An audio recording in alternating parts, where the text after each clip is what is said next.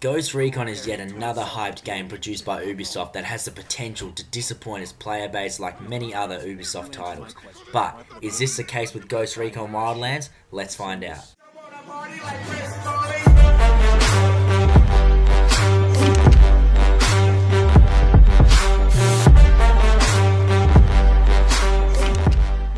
Firstly, let's get into the main story. One of the things that held it back the most was a lack of memorable characters. Each character was easily forgettable and their dialogue contained very little emotion, forcing the story to come across as very bland.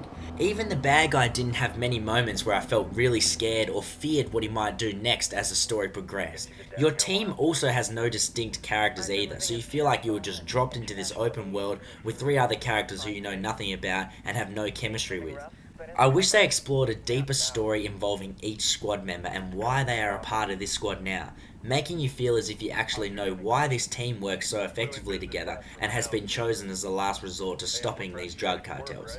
This then leads on to side quests, which are basically the exact same thing repeated over and over in different cartel areas. The repetitiveness really starts to sink in once you start exploring the map further and you realise it's just the same thing copy and pasted throughout different areas of the map. Although the open-ended nature of the game is awesome, the problem with this is that many of the things you do are not connected to the story or link up to what you are doing. You can travel to the furthest point on the map and complete a quest, but it will have no link or much impact to the main story you are progressing through. This can be viewed as both a positive and a negative, but I thought I would mention it anyway for discussion. Basically, in terms of side quests, if you complete a mission trying to save supplies in a particular area, be prepared to do the exact same thing in the next area and the next. The repetitive nature of the game is noticeable even after a few hours of gameplay. Controlling AI teammates is very choppy. It doesn't feel very smooth, but I know it's hard for a game to add commands to AI and make it smooth, but seeing as it's such an essential feature in this game when playing solo, it surely could have been perfected a little more. It's somewhat annoying when trying to quick select an option for your AI teammates to perform, such as attack or hold position, and because of this it interrupts the game flow when you're constantly having to stop for a couple of seconds to order your AI to do something. But in saying this, it should be a further incentive for you to play online with other people, which is much more satisfying. If you are a solo player, the more you play through the campaign and side missions alone, the more you realise what flaws this game has. It really becomes quite repetitive on your own, as the AI characters don't add much benefit to your squad or help you initiate any strategies. If you plan to play this alone, don't waste your money because you will get very bored after several hours, as you are held back quite a lot when playing with AI.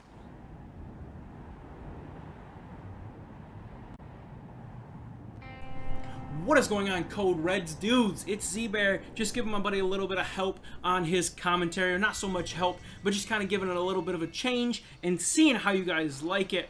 I want to bring you some information, what they could have done better for Ghost Recon.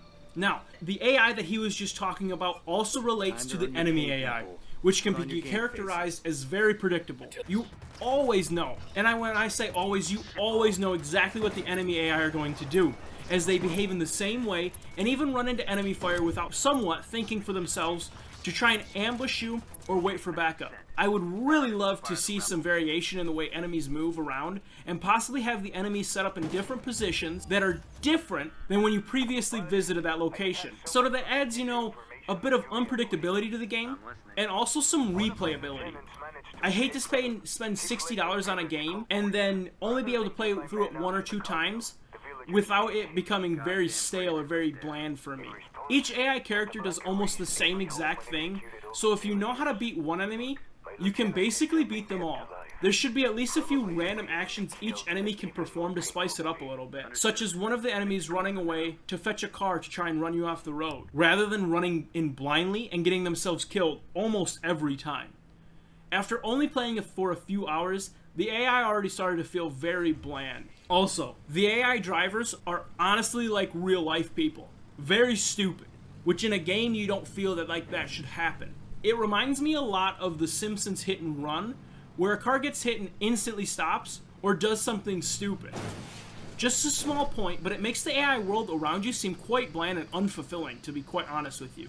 Another problem I encountered was the words don't match up with the mouth of some of the characters, which is extremely annoying when watching cutscenes. The Guitarist 26. They're a group of rebels who've been giving Unidad and Santa Blanca some resistance. We'll meet their leader, Pakatari, soon as we touch down. The Libyans have a long history of hating us Yankees, but this time, let's hope the enemy of my enemy will be my friend. It ruins the moment and makes you focus on how strange it looks rather than focusing on the story and what the characters are saying. I guess it kind of interrupts your concentration, which can be very irritating and hinder the experience you are meant to be having. Now, moving on to the skills system, the amount of skills included in this game is very bare, and you unlock everything pretty damn quick if you ask me. This stops players from having to think about what skills they will unlock first, because of the fact you can easily unlock all of them without much effort. I would rather have to think heavily before deciding on a new skill, knowing I would have to wait a while before unlocking my cool trick or ability. And guys, this has been Z-Bear, and I just wanted to give you guys a few of my ideas of what doesn't work in Ghost Recon. But I'm going to flip it back over to Code Red, and he's going to finish out the video. Hopefully you guys enjoyed this little different bit of a commentary. And here's my dude, Code Red, coming back at you. Thanks Z-Bear for listing a few of those points there, but the last thing I would like to briefly mention is the driving system. Oh boy. If you are thinking that the driving in this game will be a lot like GTA, think again. The driving mechanics are useless and fall more into the category of what Watch Dogs driving mechanics was when it first came out. It's very choppy and unsmooth, and this sucks because of how fun it could be to drive around this huge map. With solid vehicle mechanics, players would love to explore with their friends and drive around wildly, instead of focusing on how to control these stupid cars.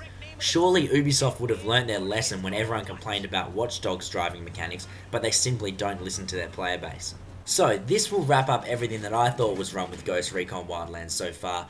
Definitely let me know what you guys think is wrong with this game so far. It'd be awesome to hear the opinions of you guys in the comments below. I would like to thank Z-Bear for his awesome commentary on this video. He's definitely such a cool guy. Go and check out his channel. His link will be in the description below. In regards to Ghost Recon Wildlands, I have certainly not finished the whole game because I haven't been motivated to do so.